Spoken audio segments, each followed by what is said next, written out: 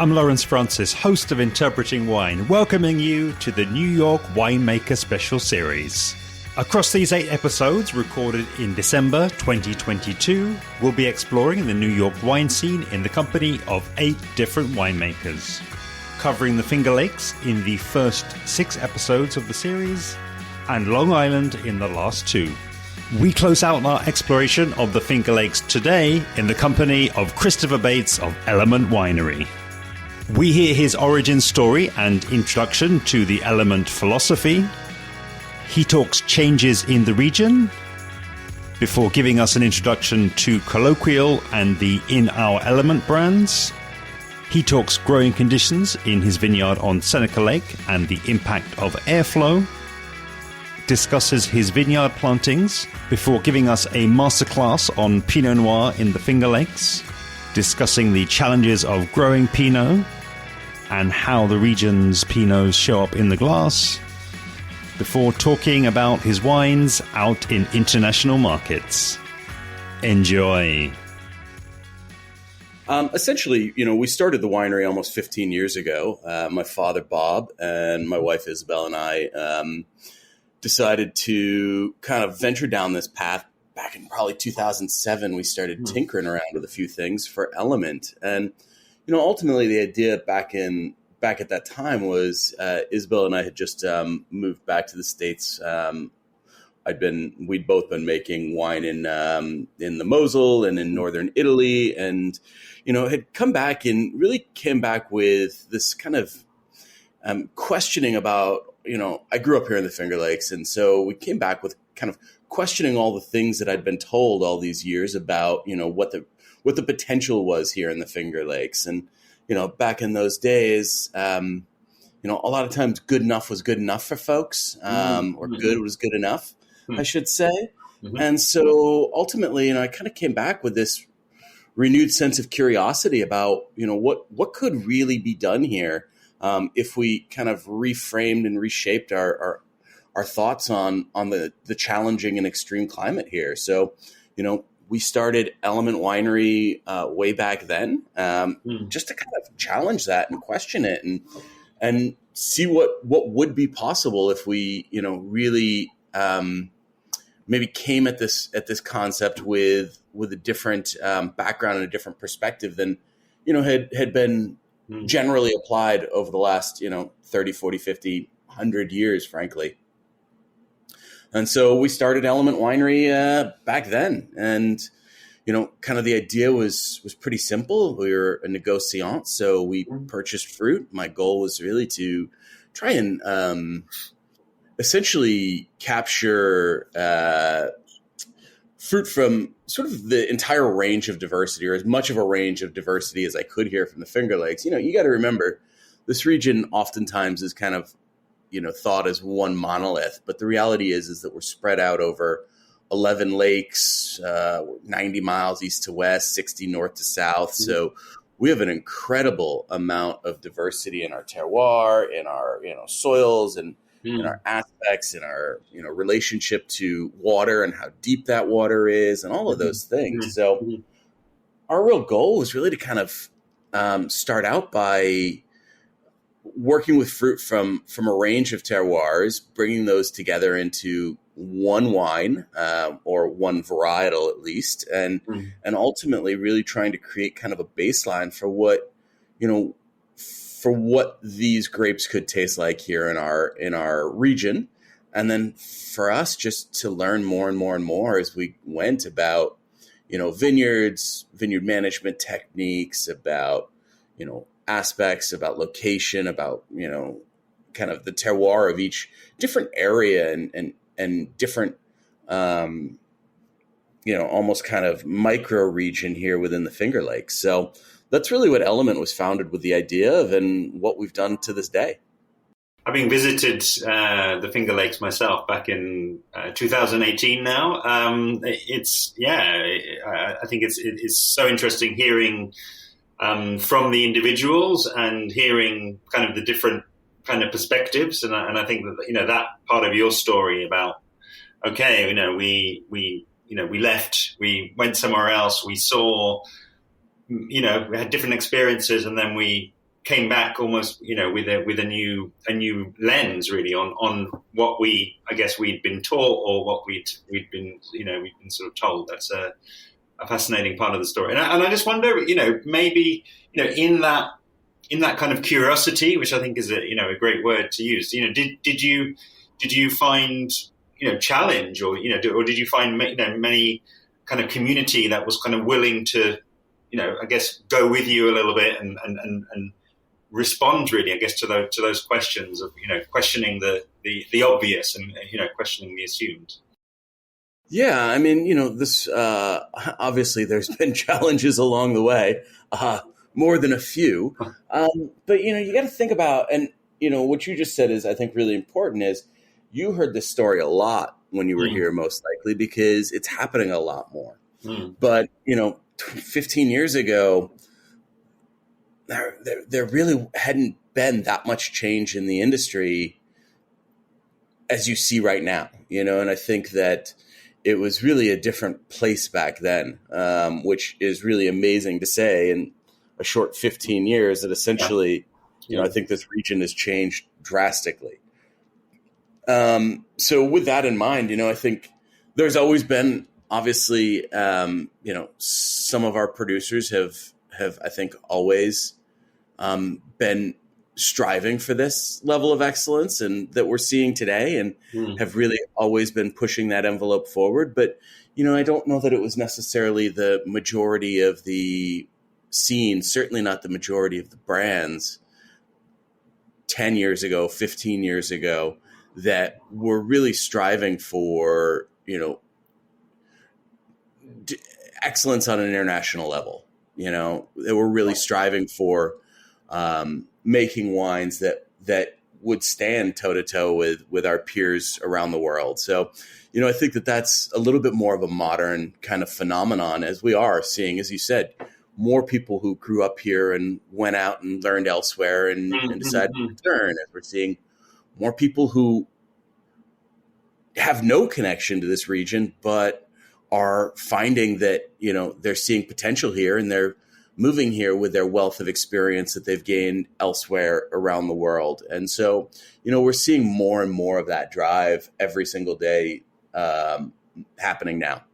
I love it. Yeah. And obviously, these are huge questions and really, ones that I've explored in, single episodes before. I remember, being over in Austria and sitting down with three second or third generation, but they were all young female winemakers who were literally within the last sort of 2 or 3 years had just sort of taken over. So I'd imagine there's also some of that happening as well. And I think it's the only changes, the kind of only the only constant, isn't it? And I think that's how it shows up in a rural in a winemaking community.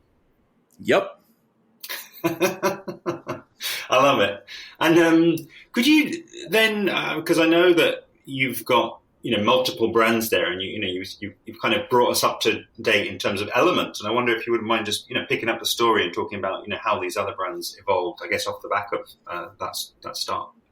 Yeah, of course. So in as I said, Element has always been a negociant, and so I've always purchased fruit for that brand. And ultimately, that's really been about experimenting with different terroirs, different growers, different growing techniques, different vineyard management, things like that. And then also experimenting a bit in the winery itself.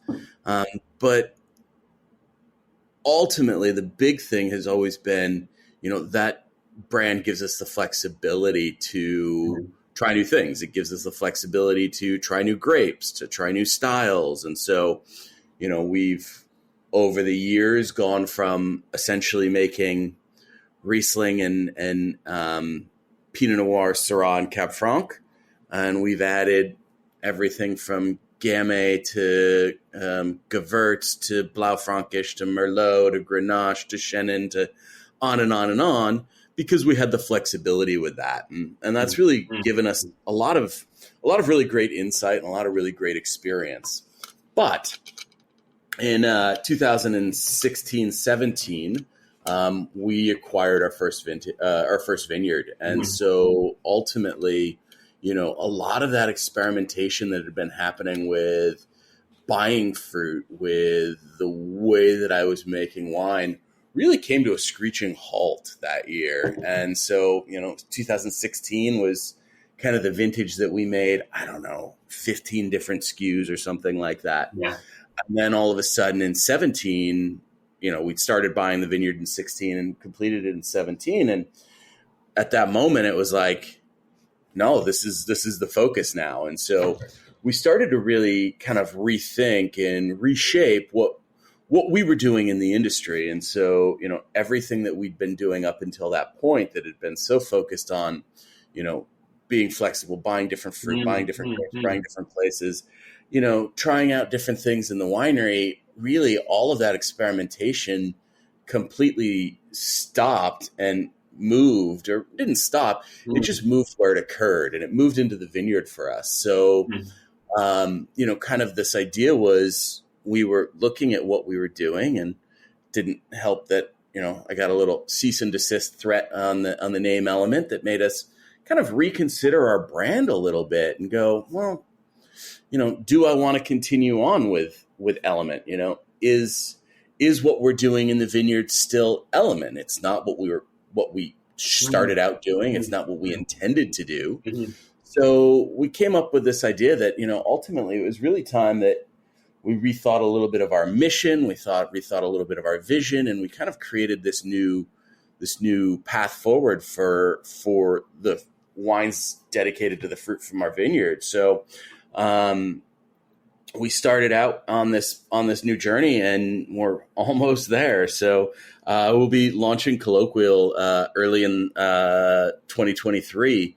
And ultimately, Colloquial is really meant to just be an expression of the land. So this is, going to be focused on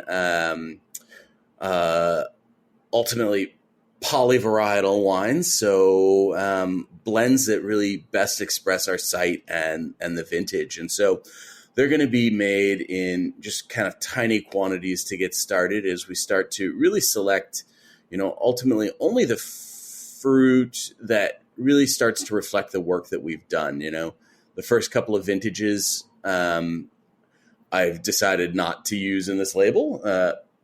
Basically just our impact and our work in the vineyard hadn't really started to actually come through in what the wine had to say. So we ultimately are, I just bottled what is probably going to be our first release, which is going to be the 2019 Colloquial Reds. And so, that brand is just getting started, and ultimately it's really just kind of an interpretation or an expression of that land. And so we've got that coming out, and we also just launched another new wine earlier this fall, which is in our Element. So, a winery essentially dedicated to producing, kind of the idea behind Element has always been longer élevage with this kind of long-term futuristic look. So, I want to make wines that are going to continue to develop positively over the next 15, 20, 30, 40, 50 years. Ultimately, the great wines of my life are all, old California, old Bordeaux, old Rhone. They're pretty in their youth, but it's ultimately that expression that they find in maturity that interests me the most. And so Element is really dedicated to producing wines with that type of longevity. And ultimately we really tend to hold those back until, they kind of start to enter their first sort of drinking window, if you will. So, it's pretty typical for us to release wines that already have 6, 7, 8 years of either bottle and or barrel and or tank age on them. So, current vintages for us and that label right now are 15, 16, I have 1 17 out. And so in our Element is really kind of this idea of capturing a little bit more of that youthful vivacity and trying to get these wines a little fresher and a little brighter, and kind of giving a bit of a sneak peek of what the Element wines might look like and when they're released. So ultimately we kind of intended on running and switching entirely to our Colloquial label, and I continue to get distracted and can't turn down really great fruit when my friends bring it to me. So, ultimately the idea was we were just gonna focus only on making the wines from our vineyard entirely, and then a friend with a really great vineyard and amazing vineyard management came to me and offered me some fruit one year, and I was like, well, I can't not buy that. Like, I gotta make wine with your fruit. So, it's essentially kind of an evolving project right now, but those are the goals. Amazing. And just so that I've got it clear, and I appreciate it. These things are always kind of evolving. So, Colloquial is the only line that will be 100% from your own vineyard, and then Element and In Our Element, you've got freedom there. You've got open-mindedness to bring in fruit from elsewhere. And certainly, our fruit is finding our way its way into some of those labels as well. But ultimately, the idea there is that I still have the ability and the freedom to go, work with what comes my way and work with friends when they have fruit available for me. So, yeah, Colloquial though is kind of the expression of that vineyard, 100%. Okay, and as is always, more interesting for me, is to be kind of ahead of the story, really, in terms of the Colloquial brand, being something new and of course something new for my listeners all around the world. So it would be, I think, great to give us a snapshot really of that vineyard, because I was very impressed when I kind of heard your descriptions of the geology and even just already now, just the complexity. And I totally agree. The Finger Lakes, that short region, it doesn't necessarily capture all of the complexity. And while we won't get to all of the complexity today, I think that taking a deep dive into your site would be really cool as a kind of a microcosm of what can be found there. Yeah, I mean, so our vineyard is essentially located on the east side of the lake, about 2/3 of the way up in a little village called Lodi. And it's right near Lodi Point, which is right down on the water on Seneca Lake. And so when we talk about Seneca, it's important to remember that the Finger Lakes are incredibly deep, glacially carved lakes. And so they're very skinny, they're very narrow east to west, but they're very long north to south. And they're each quite deep, though Seneca is quite extreme at 250 meters. Seneca essentially doesn't freeze. And so that becomes really important because we're in it, people who aren't familiar sometimes aren't aware that being in New York State doesn't mean that we're in New York City. And so we are about 4 hours drive directly inland from New York City, essentially. And so we're actually considerably closer to, say, Toronto and Cleveland than we are New York City. So we don't have an ocean influence here moderating our weather. So we're definitively in what would be considered a continental climate, which means, warm summers and freezing cold winters. It means big shifts in our temperature because we don't have that giant ocean acting as moderator to kind of stabilize us. So this area in general is our overall climate here is cold, and that can be a real problem for Vitis vinifera. So when we talk about European grape varieties, Cabernet and Chardonnay and Sauvignon Blanc and things like that, they tend to struggle when it gets super cold in the winter, down to say, negative 10 Celsius. You'll start to see some real problems. Now here, we have a tendency to get occasionally down to say negative 20 Celsius, which can cause real damage in Vitis vinifera. You can have bud damage, your trunks can burst, your grafts can burst, all of that stuff. And so our biggest challenge, while people talk about the Finger Lakes as a cool climate, giving people the kind of inherent idea that our challenge is in our ability to ripen. Our real challenge is in our ability to survive our extreme winters. And so the overall kind of macro climate here has definitively drops down to -15, -20 on a pretty consistent basis. I would say 6 out of 10 winters in general get down that cold here in the area. But that's not necessarily the microclimate where our vineyards are planted. And so that's a really key thing to remember, is that while we don't have the ocean acting as a moderating body, we've got two other bodies of water that really are important to us. One of which is that big lake just north of us, which is Lake Ontario, which essentially is like a giant ocean, and is super deep and also never freezes. And so most of our winter that affects us here, which we're just south of Lake Ontario, most of our cold winter air that's coming down from Canada actually crosses over that lake, and it warms up as it does so. So that helps to protect the overall Finger Lakes region. But then where our vineyards are also tend to be protected by the lake that they're on. So whether you're on Cayuga, Seneca, whatever it is, that lake will kind of provide that little final buffer, that little final detail.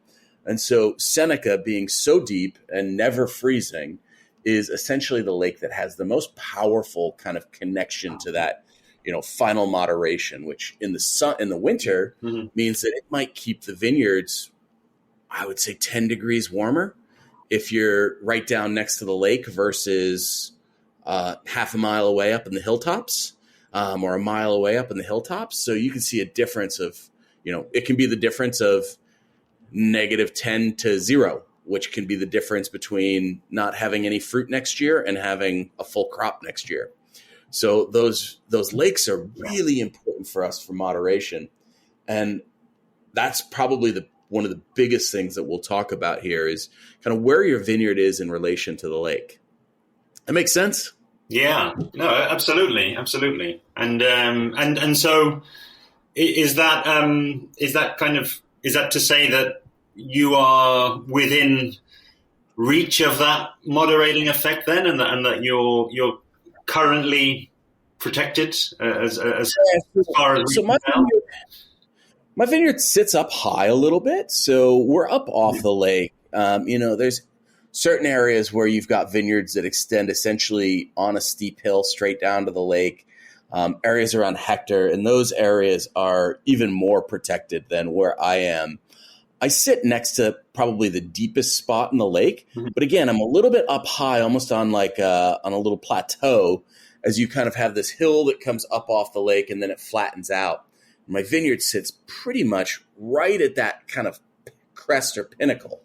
Now, what's interesting is that the lake has a lot of things to do with cold air and winter survival, but almost as important, if not even more important, is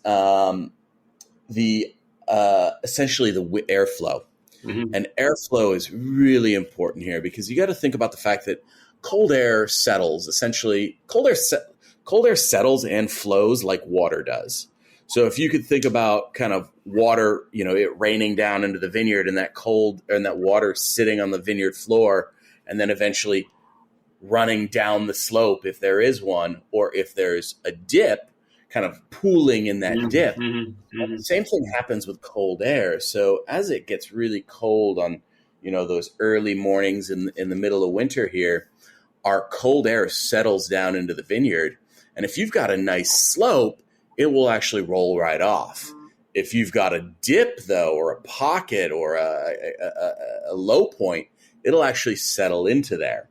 And if the air is very still, if you don't have any wind, which can happen either just because it's a really cold, clear night, we sometimes don't get wind, which is usually the most dangerous, or if you've got, obstacles preventing wind flow, whether it's an airflow, whether it's, hedgerows or trees or forests or buildings, those things can create little kind of cold air pockets that create the most damage. So, one of the things that's really important about this vineyard is actually the slope that we're on and the exposure to the open air. So we get a lot of air movement. We get a lot of wind movement up there. And so that's one of the things that really helps us there. Amazing. And presumably these are all things that you were actually quite mindful of and that you were looking for when you were purchasing the site in the first place? Not at all. No, I just made all this stuff up since I bought it. No, I mean, it was, so it's definitely the side of the lake that I want it to be on because it's close to where I've historically gotten most of my best fruit from. Uh-huh. Comes from up there. And there's a couple of really great growers in the area that I respect a lot. Ultimately, I've become a lot more familiar with these challenges in the last 5 years as we've worked to adjust our vineyard management to understand or to kind of take them into consideration. But, ultimately for me, one of the things that was most attractive to me on the site was what was planted to it and what was still surviving. So, the site was, had essentially, I tend to make a very strange, or certainly back in those days, I made a very strange lineup of wine here in the Finger Lakes. Because by 2016, I'd stopped making Riesling. I wasn't really making white wine at all. And my focus has always been on Cab Franc, Pinot Noir, and Syrah. And so when I found this vineyard, there was no natives, no hybrids planted in it. There was no Riesling planted in it, which those two things are almost impossible to find a vineyard here in the Finger Lakes without. Or those three things, I guess. And so I was shocked to find a vineyard that was already planted with Pinot Noir, Syrah, Cab Franc, plus Merlot and Cab Sauv and Chardonnay. And so that was what really attracted me to it. And then, its location is really stunning. And, kind of some of the peers around me really gave me a lot of great confidence in the site. So, I've had the opportunity to taste some of the wines that had come from that vineyard. I'd seen the fruit that had come from that vineyard. I even had a chance to work with the fruit. And so ultimately all of that, was really exciting in a very naive and undereducated sort of way that I came at it in. So in the end, it's worked out all right. But yeah, some of this I'm learning as I go. Well, that's Most it. That's it. And I think, just that kind of idea of, being from the region and having the local knowledge, as you say, even just that short phrase you just used there, this is where some of the best fruit came from, that in and of itself, I'm sure, gives you so many other things that you can go into analytically. But if you just say, look, that tastes bloody amazing, the stuff coming out from over there, then. And that's ultimately the main reason that that's ultimately what Element was founded to do, right? Was to take and have the opportunity to learn those things, to buy fruit from some of the growers there and some of the growers here and some of the growers there, and really kind of learn and discover as we went where we saw the best, most compelling, most complex, most exciting, most interesting fruits coming from. Amazing. And, I'm lucky enough, and I hope that you will and all the other guests will listen back as well, in order to kind of have that story, essentially told multiple times by different people. And, I also, want to hear kind of one-to-one from you, because then that just means, we're absolutely focused in on your way of doing things, where you are in the Finger Lakes. And one thing, though, that I will, I guess, bring in from my experience of now having done around 7 or 8 interviews is actually to ask you to talk a bit more about Pinot Noir, really, because I think this is really exciting for me, because it hasn't really come up in any of the other interviews that we've had, and you kind of hinted at that it was exciting for you to kind of find that. So I don't want to kind of constrain you too much in the way I asked the question, but it's more, maybe it's that. It's like, okay, why was it? Why is it sort of, I guess, so much of a surprise? Why isn't there kind of more Pinot Noir? And maybe an insight into what you've learned, from that experience of working with it over the last 5 years or so. Yeah, Pinot Noir sucks. Pinot Noir is really treacherous. It's a really challenging grape, as I'm sure most people know, because it's a really thin-skinned grape that's very sensitive. And so in our what I like to call extreme climate here, we live really on the edge of possibility and impossibility. And, I think that that's one of the keys to most of the great wine regions in the world, is living on that absolute edge of impossibility. And so, with that, we run into essentially, we really have two challenges here in the Finger Lakes. We have our cold winters, and we have our occasionally moist summers. And so humidity and water are really some of our biggest challenges here during the growing season. And so Pinot Noir has a tendency to struggle with that. Now, I think here's the thing I think that we've got to remember, though, about Pinot Noir is that in many cases, you might look at that and go, well, Pinot Noir is incredibly hard to grow in the Finger Lakes, so why would you even try to grow it? There's way easier places in the world to grow Pinot Noir. Well, the answer I have to that is that, but nobody wants to drink those Pinot Noirs. They're oftentimes not very good, because Pinot tends to do best in places that challenge it. So when we talk about the challenges that we have, they're not unique to us here in the Finger Lakes. They're the same challenges that you see in Burgundy. They're the same challenges that you see in, frankly, Champagne. They're the same challenges that you see in Germany. And so we see challenge, and, I think the first instinct is oftentimes to look for something easier, as opposed to, I think one of the challenges that we see is that, for me, it's really important that we remember that our goal here is to grow wine and not grow fruit. And so oftentimes the mentality is always focused on growing fruit and not necessarily focused on what that fruit becomes later on.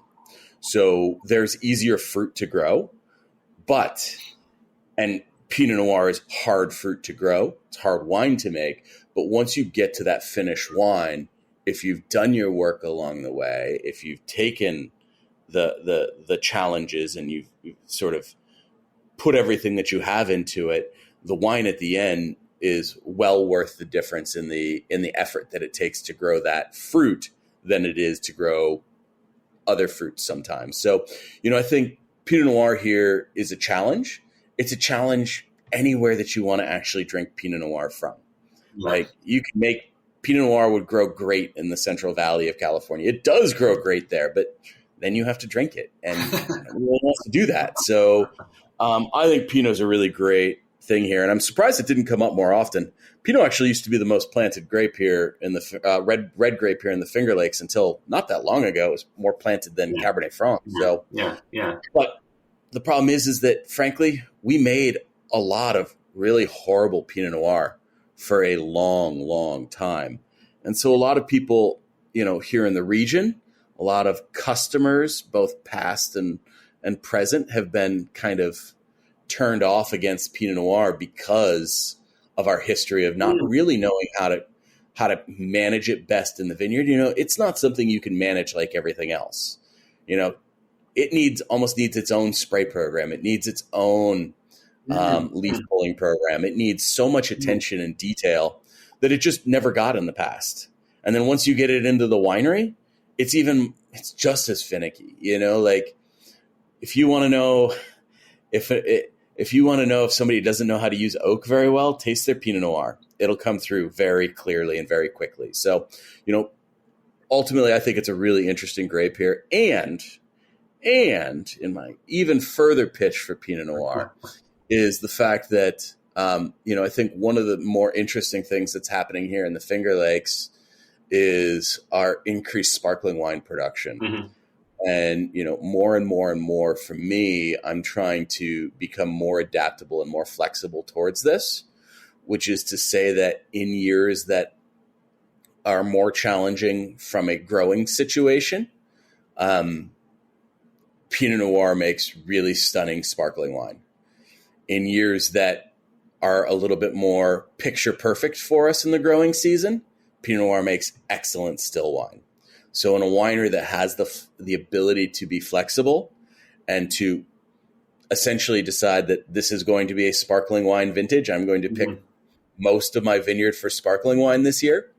And then maybe the following year say this is a still wine vintage and I'm going to focus on that this year. I think Pinot Noir is a really great candidate for that. Incredible. Yeah. And I was actually, as you were talking there, Christopher, I'm just trying to think back to my timing in the Finger Lakes again. And I'm struggling to remember even having a Pinot Noir there. I mean, I as I say, it was sort of five plus years ago. So there may have been Pinots in there, but I do remember mainly Rieslings, mainly Chardonnays, some Gewürztraminers, but Cab Franc really being the predominant red variety that we had. Cabernet Franc is certainly our most important red variety, and frankly should be. It's the most well suited here that we found thus far. I think for when you balance its ease of growing, its ease of making, and the quality of the finished wine, I think Cab Franc is one of our most natural products. Mm-hmm, mm-hmm, mm-hmm. And I've really just got a couple of questions, and I think one will link us very nicely between Pinot and the market, and then I'd like to sort of finish with a question on the market, and I guess where you're looking to sell these wines and sort of some of the feedback. But I just wonder, in terms of then you've got as you owning your own blocks of Pinot, you've then got, I guess, 5 or so vintages to look back on and to kind of think about how they're evolving. I mean, is it possible to kind of try to almost benchmark those, or think about where might somebody listening who maybe hasn't had a Finger Lakes Pinot Noir before, where might some of those vintages take them in terms of the style? Yeah, so I've been largely replanting our vineyard over the last couple of years, specifically with Pinot. And so my Pinot crops have always been pretty small. Mm-hmm. And in our vineyard, our goal is not to make monovarietal wines necessarily. So in many cases, I've actually been co-fermenting those wines with other things. So speaking outside of our vineyard in particular, though, I've been making Pinot for 12 years now, 13 years now. And obviously tasting a lot of other folks' Pinot Noirs over the years. And so for me, I think Finger Lakes Pinot, just like Finger Lakes wine in general, it's really important to remember that, these are oftentimes people tend to group the wines of the old world and the new world and think about, how to stereotype them together. Mm-hmm. And so it's really important to remember that the Finger Lakes in general does not taste like New World wine. So our wine always tends to taste more like traditional French regions, far more so than it does like California or like Oregon or like Australia or Argentina. Mm-hmm. Our wines almost always tend to taste more similar to their European kind of European peers. And so when I think about Pinot Noir here, it's always takes me to Burgundy far more so than it does to, similarities to New Zealand or to Willamette or to California. The wines are light, they're ethereal, they're delicate, they're, tend to be oftentimes quite pale in color. And I should also specify that it's far more akin to traditional old school Burgundy than it is, more and more of the modern rants that we've been seeing that are more deeply concentrated in purple and things like those. So, these tend to be wines that are pale in color. They tend to be see-through, very see-through. And, the aromas are more delicate. They're more elegant. They're more kind of interplay of fruit and earth and savory and herbal kind of all together. I think that's a really big key here, is that these aren't necessarily fruit-driven wines. These aren't dark, concentrated bombs. These are light, elegant, balanced, oftentimes on a very low structural profile. So, tannins are soft. Alcohol usually is pretty stabilized in the 12% range. And acids are oftentimes, present, but again, it's oftentimes a little bit of a misconception that people think of the cool climate here leading to incredibly high acids. And I just don't really find that to oftentimes be the case. Okay. You're making me thirsty. I guess it's a good sign. It's got to be almost 5 o'clock there. So totally. And, I'll speak for my audience as well and saying that they're getting thirsty as well. And, I know that we spoke a bit before, recording just about you selling these wines internationally and I think being specifically with the UK, being at a phase where you're looking for an importer. I'm just, I guess looking ahead for, 2023 as we kind of nearly are. Where do you expect to really focus on selling these wines and, where are you excited about traveling to and getting the feedback from where they're already being sold? Yeah, I mean, so kind of inexplicably, I'm always interested in broadening the footprint of our wines, and so it's kind of strange because we make an absolutely minuscule quantity of wine. I mean, for the most part, I probably make less than 1,000 cases a year is pretty much my maximum. So, many of our wines are 50 cases, 100 cases, 150 cases. And it really is rare that we go much above that in our current incarnation. So that being said, for me, as we look at how we build the Finger Lakes for the future and how we kind of establish and cement a reputation for the quality of wines that are being produced here, it's really important for me that we have those wines available in markets. So, it's great that we're getting attention and that people are talking about our wine and that they're, in magazines and on podcasts. But if readers and listeners and those who are getting interested don't have the ability to actually go out and buy those wines and taste them, then that really doesn't become a kind of a sticking factor.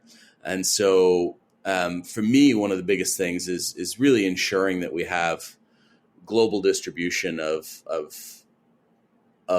wines that really represent the quality and the potential here in the Finger Lakes. And so I've really tried to make sure that, with even our meager little amount of wine, that I do my best to really kind of spread it out as best as I can. And so, trying to get distribution and availability throughout the entire U.S. has been a really big part of what I'm working on, but also trying to send wines into major markets. And so, Japan has been a really great market for me over the years. And, we've got a really great importer there. Working on, or Canada has been really great. I mean, in particular, Quebec, and just am sending my first wines to Mexico soon. And so working on expanding those. We've got a distributor that takes a small amount of our wine into France. And so I hope at some point to get into the UK market. It's really a market that I'd love to be in. And I do get to spend a bit of time there on a pretty regular basis. So I would love to be able to do a little bit more work in the market with our wines. Just to say, a huge thank you for your time, Christopher. It's been really cool. It's, as all of these interviews have, it's been very different. Each interviewee. Where can people find you online then, if they want to learn more about the project, if they want to, dig into anything more of what you've spoken about? Where's the best place for them to track you down? Yeah, so pretty easy to find on the Instagram at Sommelier Bates, spelled Sommelier, Bates. And then you can follow some of our brands there at Colloquial Wines, at In Our Element Winery, and at Element Wines. You can also find us at FLX Hospitality on all of the channels. especially if you're coming to the region and looking for a place to eat. We've got a number of great restaurants around here. So, and then just hit us up at flxhospitality.com or elementwinery.com. So those are the easiest places to find me. DMs are the simplest way to get a hold of me. A massive thanks to Christopher Bates of Element Winery, an absolutely brilliant way to close out the Finger Lakes portion of this series. Please do help to amplify this brilliant episode and the series so far by sharing the direct link, which is interpretingwine.com/481. You can, of course, catch up on any other episodes from the series by using the links in the description below. Next time on the Interpreting Wine New York Winemaker Special Series in episode 482, I'll be speaking with Kareem Massoud of Paumanok and Palmer Vineyards. Make sure you've subscribed to Interpreting Wine wherever you find podcasts to be alerted when the episode goes live. See you then.